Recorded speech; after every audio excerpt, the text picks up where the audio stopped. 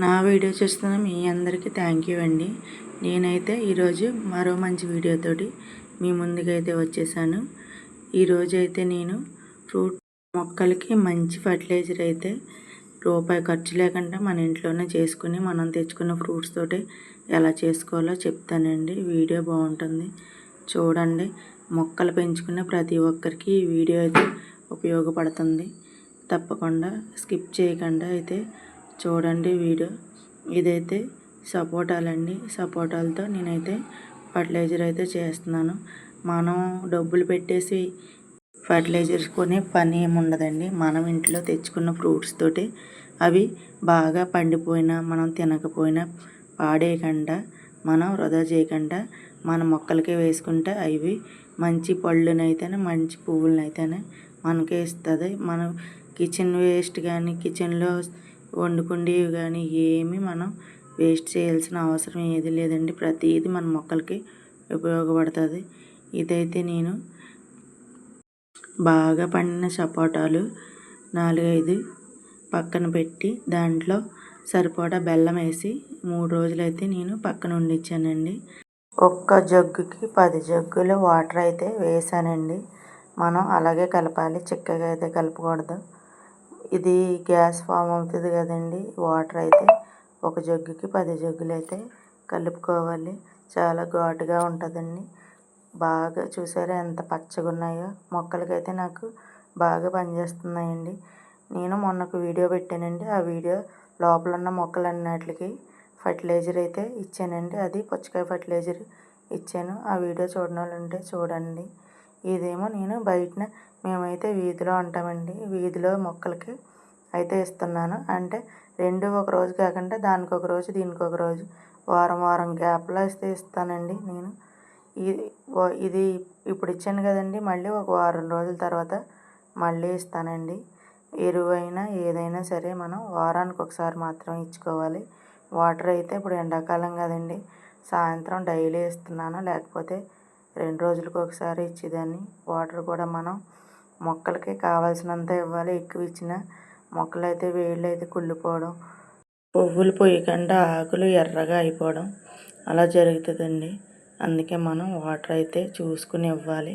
బాగా తేమగా ఉంటే అయితే అసలు అవసరం లేదు. ఎండాకాలం కదా, ఎండిపోతుంది, మట్టి అంతా ఆరిపోయినట్టు అయిపోతుంది.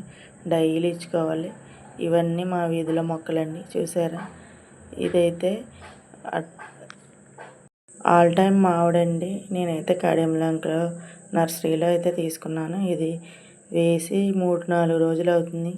కానీ బయటని కదండి, ఆ పిల్లాడు ఎవరో లాగేస్తే కొంచెం మరి ఆకులు పై ఆకులన్నీ ఎండిపోతున్నాయి. చూడాలి. నాకైతే సంవత్సరం అంతా కాస్తుంది అన్నారని తెచ్చుకున్నాను. బతకాలని అనుకుంటున్నాను. బతికితే లేదు, ఇంక మన చేతుల్లో లేదు.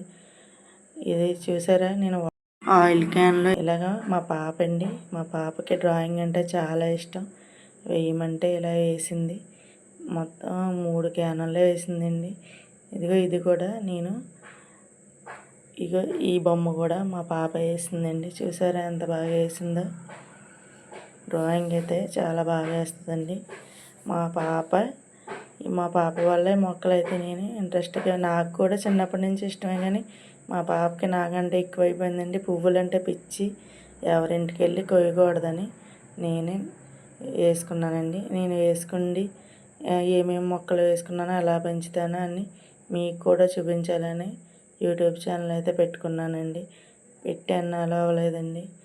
సబ్స్క్రైబర్లు అయితే చాలా తక్కువగా ఉన్నారు. నా వీడియో చూస్తున్నారు కానీ చాలామంది సబ్స్క్రైబర్లు అయితే చేసుకోవటం లేదు. చేసుకుని నన్ను ఎంకరేజ్ చేస్తే బాగుండేది.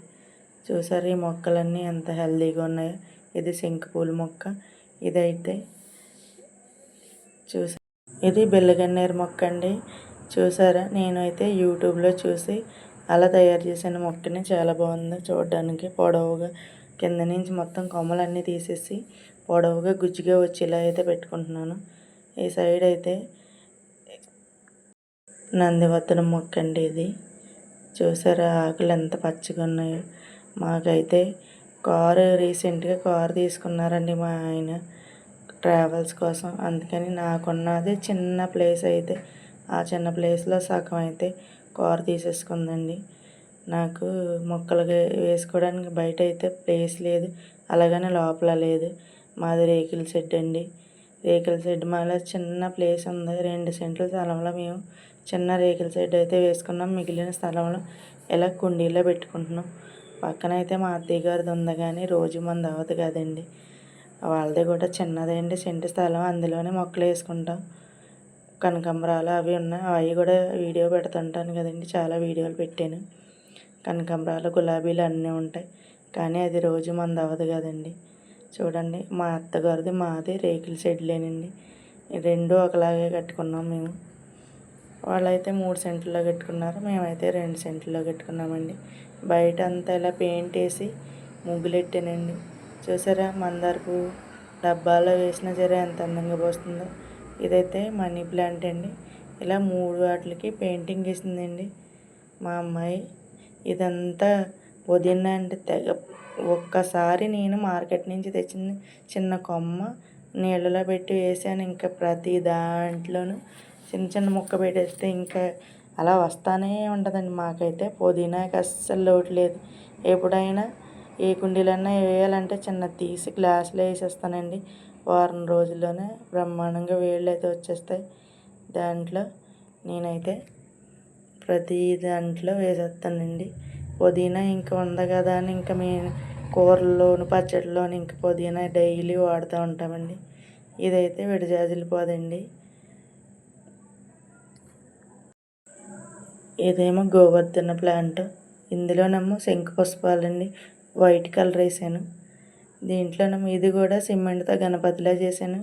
దీనికి ఇంకా కొళ్ళు వేయలేదండి, వేయాలి. ఇది మా వీడియో సబ్స్క్రైబ్ చేయండి.